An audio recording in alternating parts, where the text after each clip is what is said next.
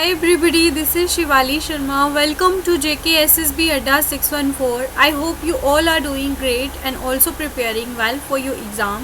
आज हम करने वाले हैं daily mock test series start for your upcoming JKSSB junior assistant high court exam. तो आज से हम ये सीरीज़ स्टार्ट करने वाले हैं। इसमें हम करने वाले हैं मॉक नंबर 1 डे 1। तो यानी कि इसमें हम करने वाला है इस सीरीज़ में डेली मॉक, जिसमें आपके 50 क्वेश्चंस हर एक मॉक में होंगे, जिसमें डिविजन्स रहेंगी। आपकी 15 क्वेश्चन होंगे आपके जनरल नॉलेज, जिसमें आपका रहेगा करंट अफेयर्स। 15 क्वेश्चंस होंगे इंग्लिश के, 10 होंगे कंप्यूटर्स के और 10 होंगे कोड रिलेटेड टर्म्स। तो ये सीरीज़ हमारी टिल योर एग्ज़ाम हमारा ये कंटिन्यू रहने वाली है। तो आप यहाँ से बहुत ज़्यादा बेनिफिट लेने वाले हो। अगर आपने कोई भी मॉक टेस्ट सीरीज़ परचेज़ करी भी है या नहीं भी करी है, ठीक है, तो आप यहाँ से मैक्सिमम आउटपुट निकालने वाले हो अगर आप डेली ये MCQ सीरीज़ फॉलो करते हो, ठीक है। तो मैं यही बोलूँगी कि जो भी आज जो है यहाँ पे ये वीडियो देखेगा, अगर आपको वीडियो अच्छी लगेगी तो चैनल को सब्सक्राइब करके नोटिफिकेशन को ऑन ज़रूर कर लेना, बिकॉज़ आप बहुत ज़्यादा इम्पॉर्टेंट चीज़ें मिस करने वाले हो, ठीक है। तो मैं आपको पिछले 1 साल का करंट अफेयर्स डेली प्रैक्टिस करवाऊँगी, तो आप खुद सोच सकते हो कि आपको उससे कितना ज़्यादा बेनिफिट मिलने वाला है अगर आप रोज़ करंट अफेयर प्रैक्टिस करते हो।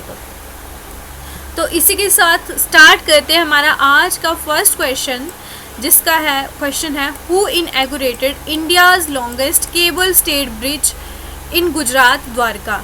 गुजरात के द्वारका में किसने इनएगोरेशन करी थी इंडिया का लॉन्गेस्ट केबल स्टेड ब्रिज जो है। ऑप्शंस देखिए आप, नरेंद्र मोदी, नितिन गडकरी, भूपेंद्र भाई पटेल और आचार्य देवव्रत। तो इसका आंसर आपको शायद दिख ही गया होगा। चलो कोई बात नहीं, फर्स्ट क्वेश्चन है तो आई होप ये सबको आता हो। क्वेश्चन नहीं आता तो नोट कर लीजिए, नरेंद्र मोदी, ठीक है। तो इनका जो इंडिया का लॉन्गेस्ट केबल स्टेड ब्रिज है, सबसे पहले वो पता होना चाहिए। उसका नाम है आपका सुदर्शन सेतु। क्या नाम है? सुदर्शन सेतु इसका नाम है, ठीक है।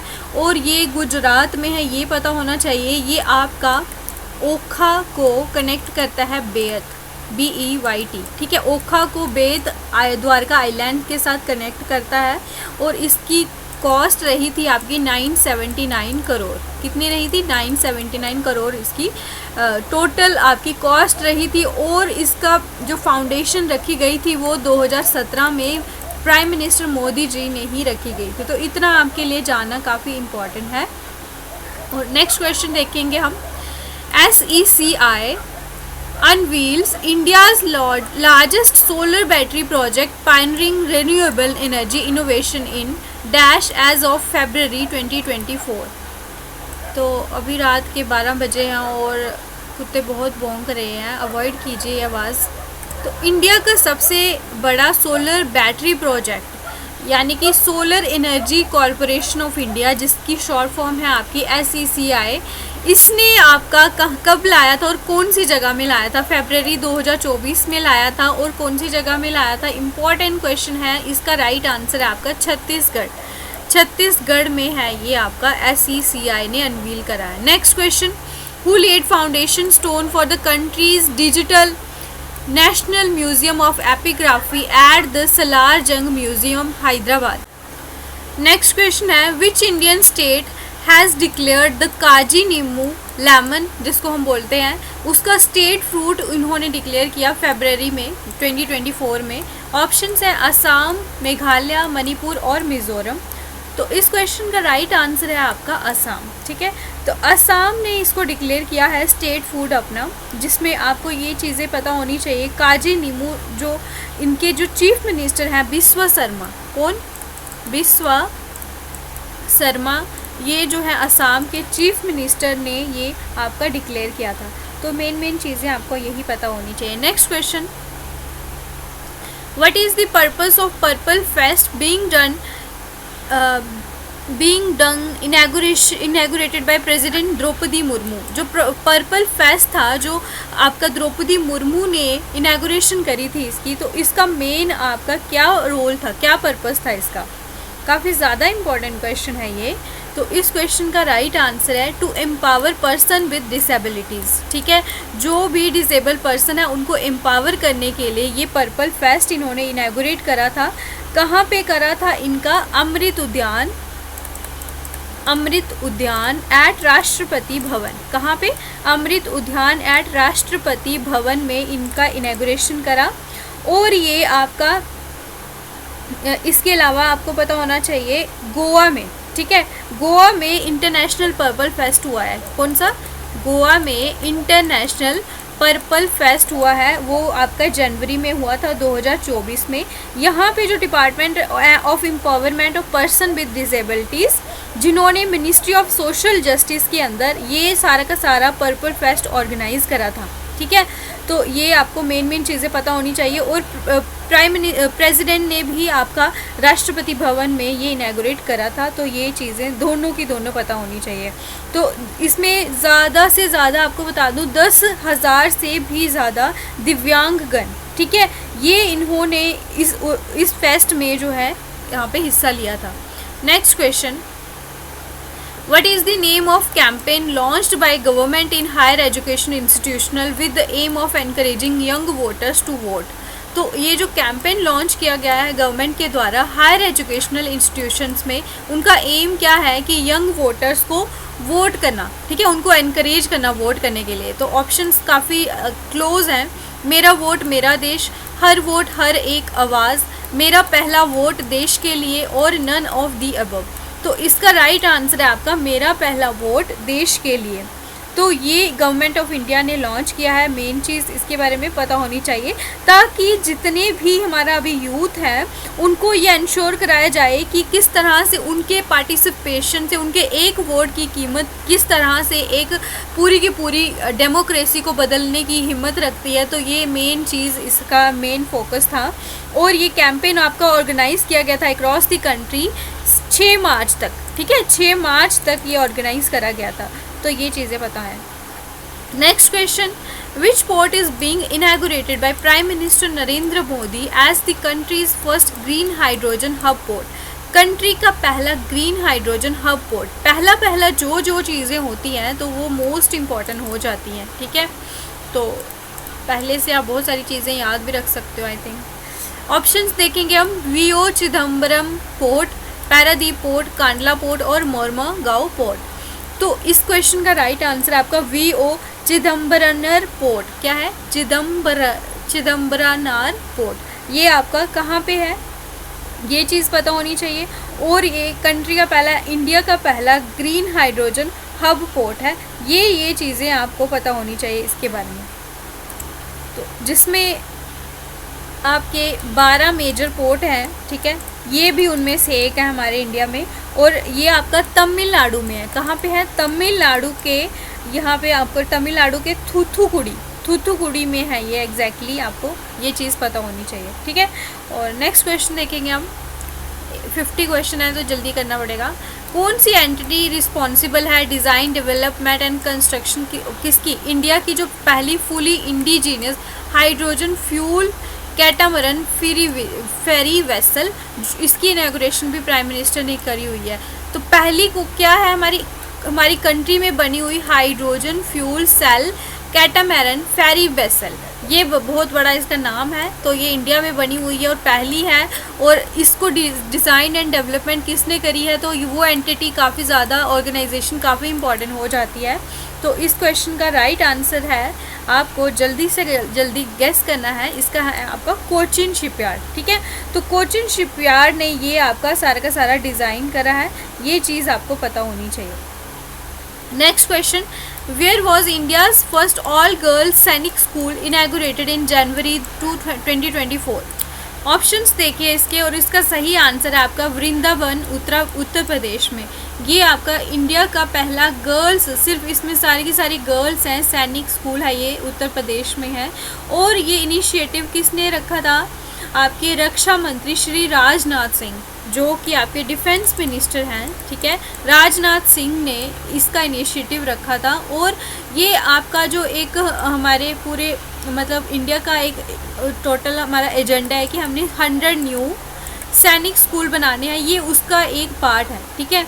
तो ये चीज़ आपको पता होनी चाहिए, जिसकी अनाउंसमेंट आपकी 1 जनवरी को हुई थी। Next question, which Indian wetland is not among the 5 recently added Ramsar site list of January 2024। तो 2024 में 5 जो है नए ऐड किए गए थे रामसर साइट, उनकी लिस्ट, और इसमें से वो कौन सा इसमें से नहीं है। ये सारे ऑप्शन है मगधी केरे कंजर्वेशन रिजर्व, अक्का समुद्रा बर्ड सेंचुरी, और अगनाशिनी एस्चुरी, और आपका पुलिकट लेक।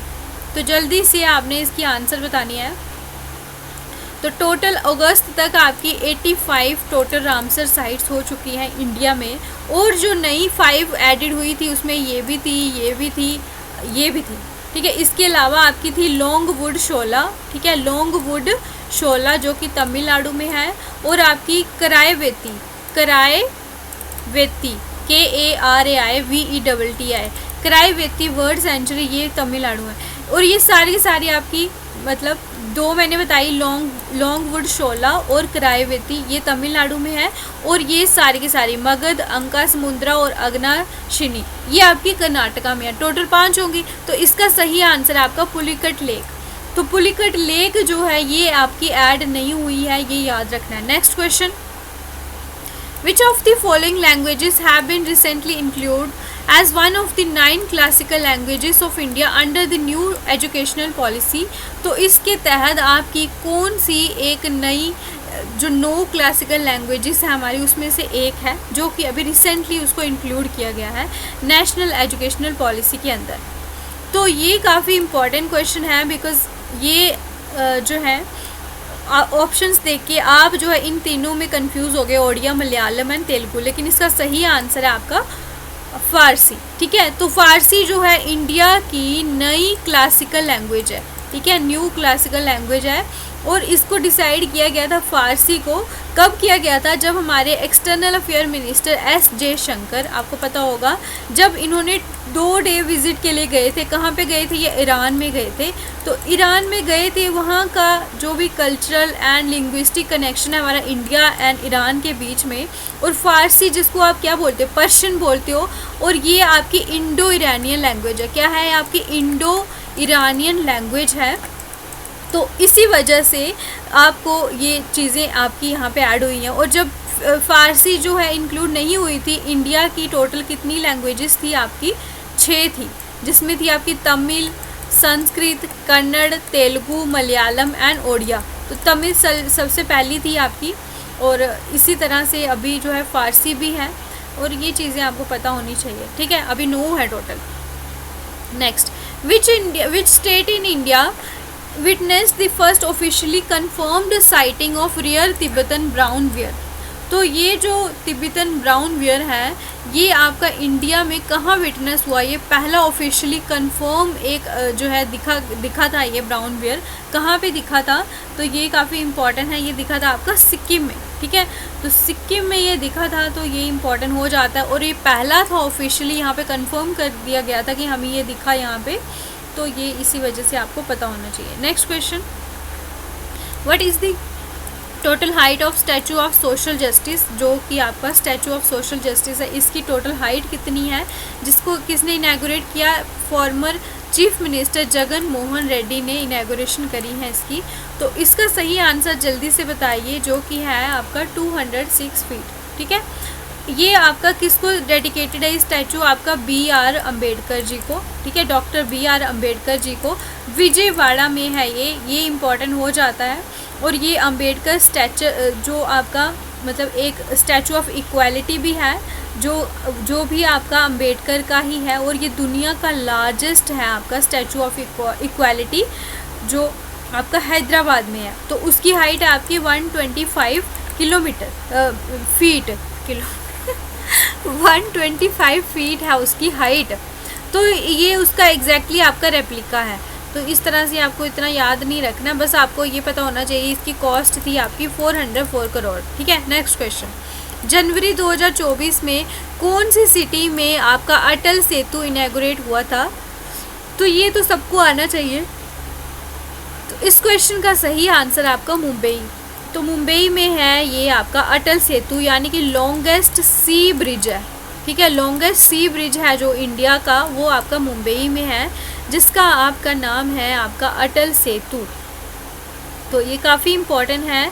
इसकी आपकी टोटल लेंथ है 22 किलोमीटर, ठीक है। इसकी 6 लेन्स है टोटल, और ये आपका मुंबई में सिवरी को नावा शेवा के साथ कनेक्ट करता है। किसके साथ कनेक्ट करता है? सिवरी को नावा शेवा के साथ कनेक्ट करता है, रायगढ़ डिस्ट्रिक्ट में। ये चीज़ें आपको पता होनी चाहिए।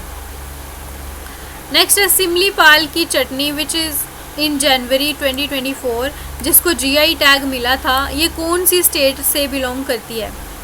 तो ये रहे इसके ऑप्शन। तो इसका सही आंसर आपका ओडिशा की ये फेमस जो है, और इसके लिए जो आपको पता होना चाहिए, ये इसको जीआई टैग मिला है। तो यहाँ तक हमारे रहे थे क्वेश्चन, ख़त्म हुए, वो है हमारा जीके पोर्शन। तो अब हम करने वाले हैं कंप्यूटर्स, ठीक है। कंप्यूटर के रहेंगे 10 क्वेश्चन, जल्दी जल्दी कंप्लीट करने हैं हमने। Dash allows simultaneous read and write operation, RAM, EPROM, ROM and PROM. तो ये सब रोम की टाइप्स है। तो रोम में आप सिर्फ रीड कर सकते हो, राइट नहीं कर सकते हो। तो इसका सही आंसर है आपका रैम, ठीक है। तो ये रैम जो है रैंडम एक्सेस मेमोरी, यहाँ से आप रीड एंड राइट दोनों चीज़ें कर सकते हो। Second question, the first computer made available to commercial use. सबसे पहला कंप्यूटर जिसको आपने कमर्शियल यूज़ में के लिए अवेलेबल था, तो वो था आपका यूनिवैक। काफ़ी इंपॉर्टेंट है। इसमें से कौन सा आपका एप्लीकेशन सॉफ्टवेयर है? ऑप्शंस देखिए। लाइनक्स आपका जो है ये ऑपरेटिंग है, सिस्टम सॉफ्टवेयर है। यूनिक्स भी सिस्टम सॉफ्टवेयर है, मैक्रोस भी। और इसका सही आंसर आपका ग्राफिक सॉफ्टवेयर आपका एप्लीकेशन सॉफ्टवेयर है, ठीक है। अब नेक्स्ट है 19 question, sending emails to other, जिससे आपका इम्पोर्टेंट डेटा स्टील करने का जिसका मकसद हो, जैसे कि आपका यूज़र नेम हो गया, पासवर्ड, और बैंक की जो डिटेल्स होती है, बैंक नहीं है, बैंक की डिटेल्स, ठीक है। तो बैंक की डिटेल्स, ये सब चीज़ें आपको इनमें से किसके थ्रू होती हैं, मिलती हैं? तो ईव्सड्रॉपिंग, क्लिक चेकिंग, ट्रोजन और फिशिंग। तो इसका सही आंसर आपका फिशिंग, ठीक है। फिशिंग का ये इंपॉर्टेंट काम है कि ये आपका इंपॉर्टेंट डेटा स्टील करता है। Next question, which of the following is an input as well as output device. तो ये भी काफ़ी इजी क्वेश्चन है। इसका सही आंसर आपका टच स्क्रीन, ठीक है। Choose the network that connect different computers around the world. तो इसमें से आपने नेटवर्क बताना है जो कि आपके दुनिया में अलग अलग जो कंप्यूटर्स हैं उनको कनेक्ट करता है। लैन, मैन, इंटरनेट या वाइड एरिया नेटवर्क। तो इसका सही आंसर है वाइड एरिया नेटवर्क। इंटरनेट और वाइड एरिया नेटवर्क में कंफ्यूज नहीं होना है। Right answer is wide area network. Next, what is the input device used to verify and identify a living being. तो इसमें से कौन सी ऐसी डिवाइस है जो वेरीफाई भी करता है और आइडेंटिफाई भी करता है कि कोई यहाँ पे लिविंग बीइंग है, कोई इंसान है? ऑप्शंस बायोमेट्रिक, बारकोड, प्लॉटर और ऑप्टिकल डिस्क। तो सही आंसर है आपका बायोमेट्रिक डिवाइस पे आप यहाँ पे वेरीफाई और आइडेंटिफाई कर सकते हो। Next, for which company was power point originally made. तो सबसे पहले किसके लिए ये पावर पॉइंट बना था? एप्पल, मैकिनटोश, माइक्रोसॉफ्ट, HP और IBM। तो सही आंसर आपका एप्पल मैकिनटोश के लिए ये बना था सबसे पहले, ठीक है। Next, which device is used as a standard pointing device in a graphical user environment. कौन सी डिवाइस है एक स्टैंडर्ड पॉइंटिंग डिवाइस है जो कि सभी जो है यूज़ कर सकते हैं, करते हैं, ऑब्वियस है। तो ग्राफिकल यूज़र एनवायरनमेंट यानी कि UI बेस्ड जो होते हैं। तो इसका सही आंसर है आपका माउस, ठीक है। माउस है सबसे स्टैंडर्ड पॉइंटिंग डिवाइस। नेक्स्ट, और ये मोस्ट इंपॉर्टेंट क्वेश्चन है, ठीक है, इसमें कंफ्यूज नहीं होना है, ऐसे क्वेश्चन ही आपको आते हैं। The different parts of the computer are connected to. तो इसका सही आंसर डेटा केबल से आप कंप्यूटर के अलग अलग पार्ट्स को कनेक्ट कर सकते हो। तो यहाँ पे 10 क्वेश्चन थे, जल्दी जल्दी इसलिए किए क्योंकि इतना टाइम वेस्ट नहीं करना है हमें, ठीक है। अब हम यहाँ से करने वाले हैं इंग्लिश के 15 क्वेश्चन। तो ये आपको जल्दी से करना है। तो फर्स्ट क्वेश्चन है, the given sentence has grammatical error. तो इसमें आपने ग्रामेटिकल एरर बतानी है इस पूरी सेंटेंस में। She always likes to show on her wealth. तो अब इसमें आपने एरर बताना है। अब शी ऑलवेज, ये तो सही लग रहा है हमें। लाइक्स टू, शी के साथ आपको पता है ही, शी, मतलब आपका जो सिंगुलर होते हैं प्रोनाउन, तो उनके साथ क्या लगता है आपका? एस या ES लगता है ना। अपने प्रेजेंट इंडेफिनिट टेंस अगर आप पढ़ते हो तो उसमें आपका एस या ES लगता है। ये तो सही हो रहा है। Likes to her wealth. तो इसका सही है आपका शो ऑन, यानी कि शो ऑन नहीं करते हैं, शो ऑफ करते हैं, ठीक है। आप मतलब डिस्प्ले करते हो अपनी ऐसी चीज़ें, मतलब दिखावा वगैरह करना, उसे बोलते हैं हम शो ऑफ। तो शो ऑन नहीं होता, शो ऑफ होता है, ठीक है। Next, hard had she thrown the basketball when it fell on the ground. अब इसमें भी आपने एरर बतानी है कि इसमें कौन सी एरर है। तो यहाँ पे आप देख सकते हो thrown the basketball when it fell on the ground, यहाँ पे आपको second form of the verb दिख रही होगी। तो यहाँ पे हार्ड हैड शी, तो ऐसी कोई सेंटेंस हमारी बनती नहीं है, ना इसकी कोई सेंस बनती है। हाँ, अगर हम इसको ये लिख दें हार्डली, क्या लिख दें, hardly had she thrown the basketball when it fell on the ground, तो इसका सही आंसर कहलाता है। तो इस क्वेश्चन का सही आंसर है आपका हार्ड हैड शी। तो ये इसमें से गलत था, तो ऑप्शंस के अकॉर्डिंगली ये इसका सही आंसर है, ठीक है। Next, if it will rain tomorrow I will stay at home. तो अगर कल रेन होगी तो मैं घर पे रहूँगा, ऐसा तो नहीं होता ना। हम कैसे बोलते हैं, अगर कल रेन होती है, बारिश होती है, तो मैं रहूँगा घर पे। अब विल दो बार थोड़ी ना आता है, एक ही बार आएगा ना। If it rain tomorrow I will stay at home, तो आई विल तो सही रहेगा, इफ़ इट भी सही है। तो इस क्वेश्चन का राइट आंसर है आपका विल रेन। क्या है, विल रेन। विल रेन नहीं आएगा, इफ़ इट रेन क्या आएगा यहाँ पे, if it rain tomorrow I will, rains आएगा, मतलब RAINS, ठीक है, ये याद रखना है। Rains tomorrow I will stay at home, ठीक है। Next question, select the most appropriate antonym. तो यहाँ पे है आपका डिपोज्ड। क्या है ये, आपका थोड़ा ऑप्शन आपको दिख नहीं रहा होगा, ब्लैक में इसको कर दिया मैंने। तो डिपोज्ड का आपने मुझे एंटोनियम बताना है, क्या होगा इसका। The committee deposed him from his office. जो कमेटी है उसने उसको ऑफिस से निकाल दिया, डिपोज कर दिया। तो क्या इसका आंसर क्या होएगा, जल्दी से जल्दी आपने इसका आंसर बताना है। ऑप्शंस देखिए, प्रमोटेड, इंटरेक्टेड, डिमोलिश्ड और सेग्रीगेटेड। तो अगर हम इसके मतलब किसी को नहीं भी अगर आता हो तो भी आप इसको सही कर सकते हो, प्रमोट करना, ठीक है। प्रमोट में क्या होता है कि आप किसी को एक हायर पोजीशन, हायर रैंक में बिठा रहे हो, और डिपोज होता है कि आप उसको निकाल रहे हो। तो इसका अपोजिट तो यही हुआ, ठीक है। ये चीज़ें आपको पता होनी चाहिए।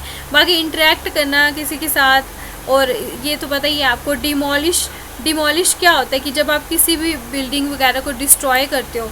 सेग्रीगेट होता है अलग अलग चीज़ों को अलग अलग करना, ठीक है। तो ये होता है आपके इनके meaning. Next, select the most appropriate meaning of the given idiom. तो इस ईडियम का आपने मीनिंग बताना है। एट वंस फिंगर टिप्स, तो किसी की फिंगर टिप्स पे, यानी कि मैं आपको बोलूँ कि आपको इस तरह से पढ़ना है कि कोई भी क्वेश्चन अगर आपको आएगा तो आपके टिप्स पे होना चाहिए। ऐसे बोलते हैं ना, आपको टिप्स पे होना चाहिए, यानी कि आपको उसकी पूरी जानकारी होनी चाहिए, कंप्लीट नॉलेज आपको उसके बारे में होना चाहिए। तो इसका सही आंसर आपका ऑप्शन नंबर सेकंड। अनवेयर होंगे तो फिंगर टिप्स पे कैसे होगा, आउट ऑफ रीच, ये सब अलग अलग है। तो इसका ऑप्शन 2 है। तो अब तक हमने 30 क्वेश्चन किए हैं। आपका कितना सही हुआ है ऑप्शंस में, मेरे को अपने 30 आउट ऑफ टोटल मार्क्स बताइए कमेंट सेक्शन में जल्दी से जल्दी, ठीक है। अब यहाँ पे आपका एमिकेबल है, ये आप ध्यान रखिए। Riya is liked by everyone as she is very amicable. तो उसको सब लोग क्यों पसंद करते हैं, क्योंकि वो एमिकेबल है, यानी कि काफ़ी ज़्यादा फ्रेंडली रहती है सबके साथ, अच्छा बिहेवियर होता है उसका। तो इसके अपोजिट में बताना है आपने, डेंजरस, अनफ्रेंडली, स्टूपिड या हेटफुल। मैंने बताया फ्रेंडली है, तो फ्रेंडली का अपोजिट क्या हो गया, अनफ्रेंडली। तो इसका सही आंसर हो गया आपका अनफ्रेंडली।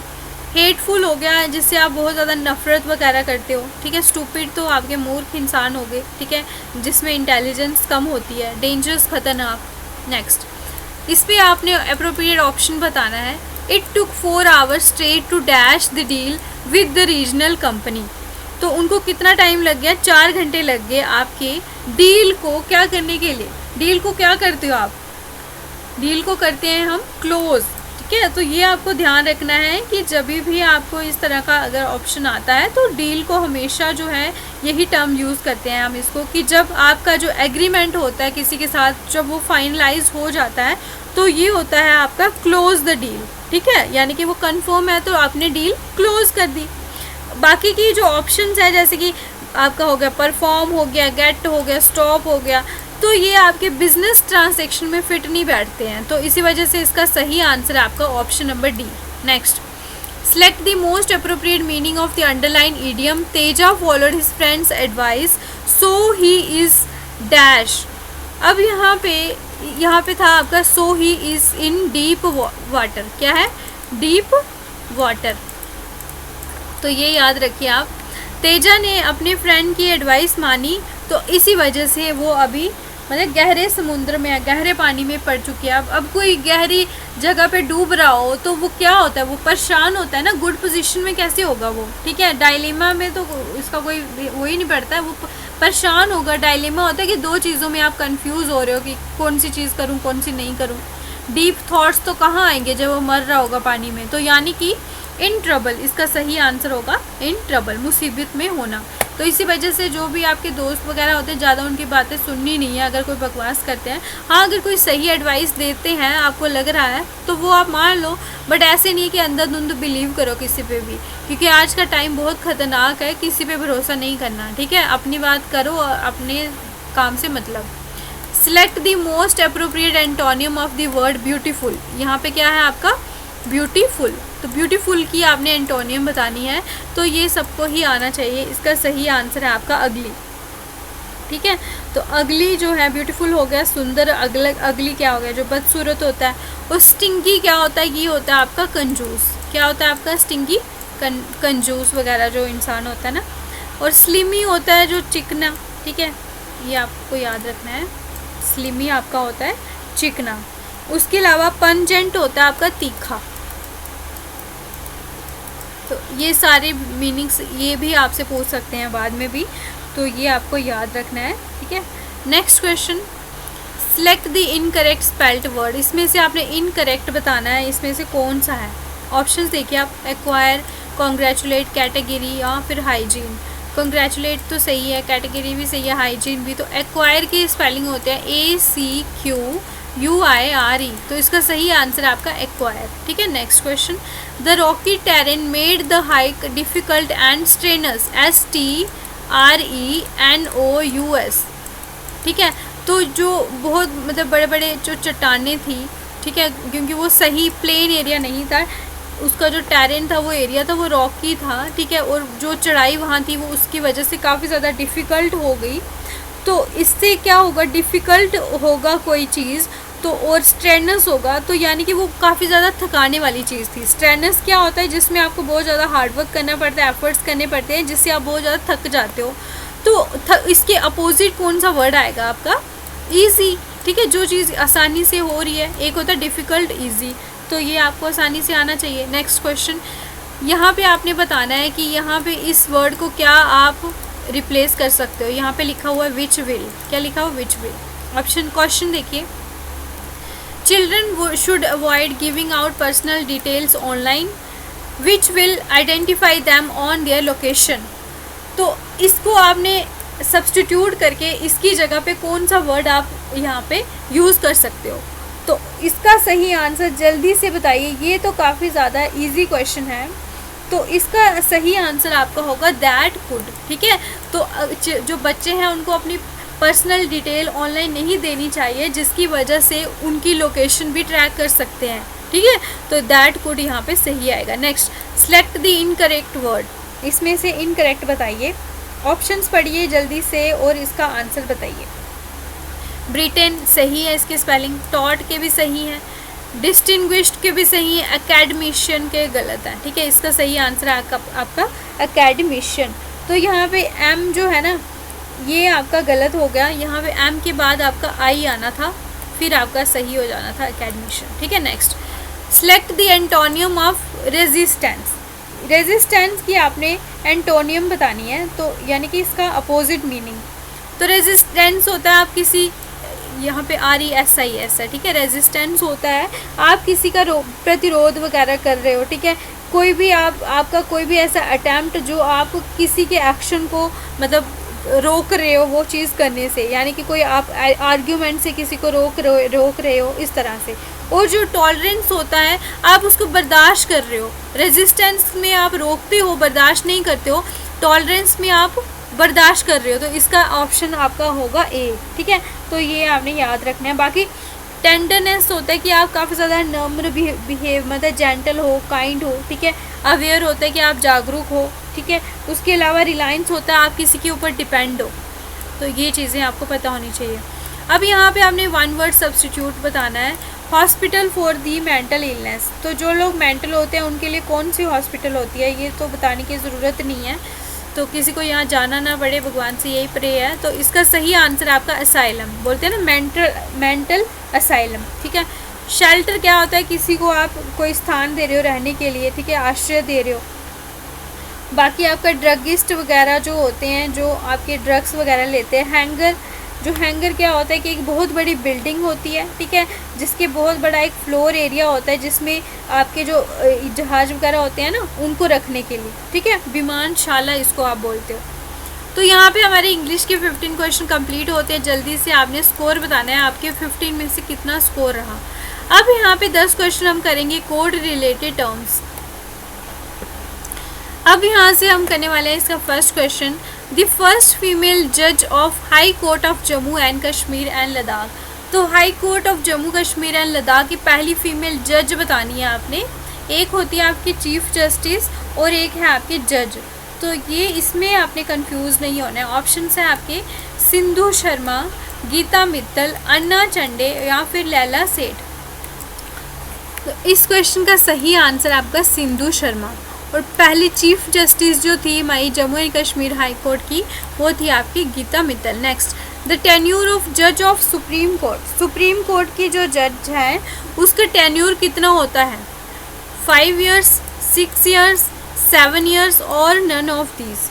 तो जल्दी से आपने इसका सही आंसर बताना है। ये काफ़ी ज़्यादा इंपॉर्टेंट क्वेश्चन मैं आपको बता दूँ, क्योंकि ये बच्चे जो हैं इसमें 5 साल, कोई 6 साल, कोई कुछ कर देगा, लेकिन फिर आपको इसका क्वेश्चन का आंसर हो जाएगा गलत, ठीक है।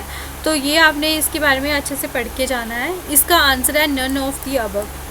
क्योंकि इस पर आपको पता है कि 65 एज तक जब तक उनकी हो नहीं जाती तो वो आपके वहाँ पे ही काम करते रहते हैं एज अ जज या चीफ जस्टिस, जहाँ तक भी उनकी वो पहुँचती है। तो फिर आपको इसके लिए पता होना चाहिए, ठीक है। इसकी कोई आपका टर्म नहीं होता है, जब तक उनकी 65 तक एज है तो वो आप वहाँ पे रह सकते हैं। Next, the legal term to questioning a witness presented by opposing party in the court. तो जो अपोजिट पार्टी होती है जब वो क्वेश्चन करती है विटनेस को, ठीक है, जो विटनेस कौन होता है, जिसने कोई अपराध होते देखा होता है। जैसे मान लो कोई ए पार्टी है और कोई बी पार्टी है और ये है सी है आपका विटनेस। अब ए पार्टी जो है उसने बी पार्टी को मारा, ठीक है, ए ने बी को मारा, लेकिन सी ने देखा ये सब चीज़ें होते हुए। अब इनका जो वकील है, अब मान लो ए का वकील है आपका एक्स और बी का वकील है वाई, ठीक है। तो बी तो मर गया ना, तो बी का जो वकील होगा वाई और ए का वकील होगा एक्स। तो एक्स जो होगा ना, ये जो सी है ये एक्स के अपोजिशन में होगा, ठीक है, क्योंकि ये गवाही दे रहा है ना ए के खिलाफ। तो इसी वजह से जो ए का वकील है यानी कि एक्स है ये इसका अपोजिशन में आ रहा है। तो अगर एक्स अगर इससे कोई भी क्वेश्चन पूछ रहा है तो उसे हम क्या बोलेंगे, उसे बोलेंगे हम क्रॉस एग्जामिनेशन, ठीक है। जहाँ पे जो लॉयर होता है ना, किसका लॉयर, जिस पे एक्यूजेशन लगा होता है, जिस पे चार्ज लगा, एक्यूजेशन लगा होता है कि इसने इसको मारा, तो उसका जो वकील होता है वो जब विटनेस से पूछता है कि हाँ जी बताइए आपने कहाँ देखा, आप उस वक्त कहाँ पे मौजूद थे, इसका क्या सबूत है, आप हमें सबूत दिखाइए, क्योंकि कानून तो सबूत मांगता है ना। तो ये सब चीज़ें आपको पता होनी चाहिए।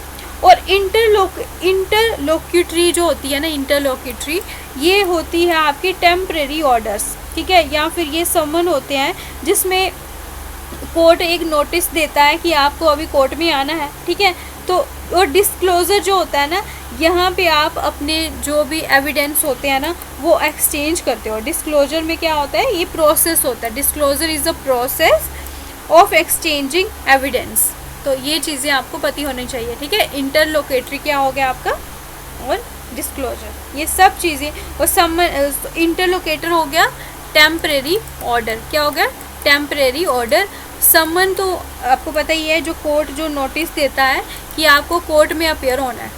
समन is a notice to appear in a court, interlocutory is a temporary order and disclosure is a process of exchanging evidence. Next question, which legal document initiates a civil case and sets out the plaintiff's claim against the defendant। तो ये question काफ़ी ज़्यादा important हो जाता है। Options देखिए हम, claim form, writ, affidavit या फिर अपील। तो इसका सही आंसर है आपका क्लेम फॉर्म। तो क्लेम फॉर्म क्या होता है, एक ऐसा डॉक्यूमेंट होता है जिससे आप जो भी सिविल प्रोसीडिंग्स होती है कोर्ट में वो इनिशिएट करते हो, ठीक है। और यहाँ पे जो डिफेंडेंट के अगेंस्ट जो केस होता है, प्लेंटिफ क्या करता है, सूट फाइल करता है ना, केस फाइल करता है, उसे हम क्या बोलते हैं, प्लेंटिफ। आपको प्लेंटिफ क्या होता है, जो कोर्ट में क्या करता है, केस करता है, वहाँ पे सारे के सारे एविडेंस लेके जाता है, ठीक है। अब ये जो एविडेंस लेके जाता है, ये जो केस किसके अगेंस्ट, डिफेंडेंट के अगेंस्ट। डिफेंडेंट कौन होता है, जिस पे इल्ज़ाम लगा होता है। प्लेंटिफ क्या करता है, उस पर इल्ज़ाम लगाता है, किस पे लगाता है, डिफेंडेंट के खिलाफ प्लेंटिफ क्या करता है, इल्ज़ाम लगाता है। तो क्लेम फॉर्म ही वही डॉक्यूमेंट होता है जिससे जो प्लेंटिफ केस करता है, किसके खिलाफ केस करता है, डिफेंडेंट के खिलाफ, ठीक है। तो उसके लिए आप, उसके पास तो एक फॉर्म भी होना चाहिए ना, लीगल डॉक्यूमेंट होना चाहिए कि भाई मेरे को अभी केस करना है तुम पे, तो वो क्लेम करेगा ना उसके ऊपर, ठीक है। तो ये चीज़ें आपको पता होनी चाहिए। Next question, which of the following refers to the court official decision on the rights and liabilities of the parties in a case. तो इसमें आपने बताना है कि कोर्ट का जब फाइनल डिसीजन आ जाता है कि हाँ भाई किसका क्या राइट है और किसको कितना पैसा देना है एज अ फाइन, लाइबिलिटी उसके ऊपर पड़ जाती है। तो जो पार्टीज़ होती हैं उन दोनों की, किसी को कुछ मिलता है तो किसी को कुछ जाता है ना, किसी के कुछ राइट्स मिलते हैं, किसी के ऊपर लाइबिलिटी हो जाती है। तो इस चीज़ को हम क्या बोलते हैं, ऑप्शन है रिट हो गया, जजमेंट, इंजंक्शन या फिर एफिडेविट। तो इसका सही आंसर है आपका जजमेंट। तो जब फाइनल डिसीजन आता है कोर्ट का, ठीक है, फाइनल जो डिसीजन होता है कोर्ट का उसे आप बोलते हो जजमेंट, ठीक है। जो रिट होता है ना, रिट अगर बात करें तो ये होता है आपका फॉर्मल लीगल ऑर्डर। क्या होता है, फॉर्मल लीगल ऑर्डर। रिट क्या होता है, फॉर्मल लीगल ऑर्डर। और इंजेक्शन क्या होता है कि इंजेक्शन जब कोर्ट किसी पे लगाता है, INJUN है, INJUN होगा, ठीक है, फिर CTION। तो इसमें क्या होता है कि कोर्ट क्या बोलता है कि आप ये चीज़ करो या ये चीज़ ना करो, उसको रोकता है या फिर करने के लिए बोलता है। और एफिडेविट क्या होता है कि आप उसमें ये चीज़ें बोलते हैं एफिडेविट में कि जो भी यहाँ इसमें जो लिखा है वो सब कुछ सही है। तो ये सारी चीज़ें आपको पता होनी चाहिए। Next question, what is the term for the formal presentation of evidence and legal documents by both the parties. तो जब कोई भी मतलब प्रेजेंट करते हैं ना एविडेंस, वहाँ पे सबूत देते हैं कोर्ट में, कौन, दोनों पार्टीज़, एक होता है डिफेंडेंट और एक होता है प्लेंटिफ। प्लेंटिफ क्या करता है, डिफेंडेंट के खिलाफ एविडेंस देता है और डिफेंडेंट अपने आप को बचाने के लिए भी एविडेंस देता है। तो इन सब चीज़ों को जो है क्या बोलते हैं, प्रेजेंट करते हैं। तो वो क्या करते हैं, ऑप्शंस देखेंगे हम, ट्रायल, अपील, इंजंक्शन या फिर कंटेम्प्ट ऑफ कोर्ट। तो यहाँ पे मैंने आपको सारा कुछ बताया, इंजेक्शन क्या होता है ये सब। लेकिन जब हम बात करेंगे ट्रायल की, तो ट्रायल में ये चीज़ें होती है, फॉर्मल तरीके से प्रेजेंट करा जाता है, ठीक है। और यहाँ पे फिर आर्ग्यूमेंट्स होते हैं, ट्रायल में क्या होते हैं, लीगल आर्ग्यूमेंट्स होते हैं, ताकि जो भी डिस्प्यूट चल रहा है उसको रिजॉल्व करा जाए, ठीक है। तो ये चीज़ें आपको पता होनी चाहिए। अब आ गया जी हमारा next question, what is the meaning of suo motu in legal terms. Legal term में अगर हम बात करेंगे तो सुओ मोटो का क्या मतलब होता है, एक्शन टेकन बाय अ जज based on lawyers request, action taken by the court on its own, an appeal filed by an individual और नन ऑफ दीज। अब इसमें से आपने बताना है कि जो सुओ मोटो है इसका मतलब क्या होता है लीगल टर्म्स में। तो इसका मतलब है एक्शन जो कि कोर्ट खुद ब खुद लेता है, इसमें कोई भी केस फाइल नहीं करता है किसी के खिलाफ, ये कोर्ट अपने आप ही ये आपका एक्शन ले लेता है, क्योंकि ऐसी चीज़ें भी होती हैं जो कि पब्लिक इंटरेस्ट में होती हैं, तो उन सब चीज़ों को भी देखना होता है अदालत में। तो इससे क्या होता है कि कोर्ट खुद ही वो डिसीजन ले लेता है, क्योंकि वो इम्पॉर्टेंट अर्जेंट मैटर होता है पब्लिक इंटरेस्ट के ऊपर। ठीक है, next, what does the term cost refers to in the court proceeding. Court proceeding में कॉस्ट का क्या मतलब होता है? Damages awarding to the winning party, the legal expenses incurred during the case or decision made by the judge or none of these। तो इसका सही answer है लीगल जितने भी एक्सपेंसेस हुए होते हैं केस के दौरान, कॉस्ट का ये मतलब होता है। ठीक है, next, which legal document command someone to appear in a court और to produce documents for a case. तो ऐसा लीगल डॉक्यूमेंट बताना है कि जिसमें आप किसी को बोल रहे हो कि कोर्ट में आइए और फिर वहाँ पे डॉक्यूमेंट्स बताइए अपने। तो इसके ऑप्शंस देखिए, इंजेक्शन, सब पोइना, रिटर्न, एफिडेविट। ये क्या है? एफिडेविट। तो इसका सही आंसर आपका सब पोइना। तो सब पोइना क्या होता है? एक लीगल डॉक्यूमेंट होता है जिसमें आप किसी को बोलते हो कि कोर्ट में आइए और डॉक्यूमेंट्स बताइए। अगर आप सही हो तो अपने डॉक्यूमेंट दिखा दीजिए, एविडेंस दिखाइए। लेकिन इंजेक्शन क्या होता है? मैंने बताया था, ये आपका कोर्ट का एक ऑर्डर जाता है किसी को कि आप ये चीज़ नहीं कर सकते, या फिर उसके लिए या फिर कोर्ट ऑर्डर निकालता है कि आप ये चीज़ करो, ये आपका यहाँ पे काम है, आपकी रिस्पॉन्सिबिलिटी है। रिट क्या होता है? ये जस्ट आपका एक फॉर्मल ऑर्डर होता है। क्या होता है? फॉर्मल ऑर्डर होता है। एफिडेविट क्या होता है कि इसमें आपके स्टेटमेंट ऑफ फैक्ट्स होते हैं, जो आप बोलते हो कि ये आपका सही है, सारा कुछ जो इसमें लिखा है ये सब सही है। Next, which legal term refers to court order compelling someone to do other or refrain from doing or specific action. तो ये तो मैंने आपको बता ही दिया है। इसका सही आंसर आपका इंजेक्शन। मैंने बताया ना, कोर्ट इसको बोलता है कि आप ये चीज़ करो, या फिर बोलता है कि ये जो काम है ये आपको नहीं करना, यानी कि कोर्ट उसको पर्टिकुलर चीज़ करने से मना करता है। तो इसका सही आंसर तो आपको मैंने बता ही दिया, तो बस इतना ही है। ठीक है, तो अगर हम बात करें, टाइम 2 बज गए हैं ना, इस वजह से। तो क्लास में हमने किए हैं टोटल 50 क्वेश्चन। तो अगर आपको लग रहा है कि जो हम मेहनत कर रहे हैं आपके लिए, तो आपको अगर वो चाहिए, आप चाहते हो कि डेली आपके लिए ये मॉक टेस्ट लेके आएँ, तो कुछ बच्चे उल्टे सीधे कमेंट करते हैं, लेकिन अगर आपको कोई चीज़ पसंद आती है वो आप बोलते नहीं हो। ठीक है, तो अगर आपको सच में कोई चीज़ दिल से पसंद आती है तो उसके बारे में भी लिखिए। हाँ, अगर कोई गलती से हमसे भी कोई गलतियाँ हो जाती हैं तो वो भी आप बता सकते हो। ठीक है, लेकिन ऐसा नहीं है कि आप सारे कमेंट्स पे ढूंढो कि हम क्या ऐसी बुरी चीज़ ढूंढे, फिर वो उससे हम कमेंट्स भर दें। तो इससे आप दूसरों को डिमोटिवेट करते हो और इससे आपका कोई फ़ायदा होता नहीं है।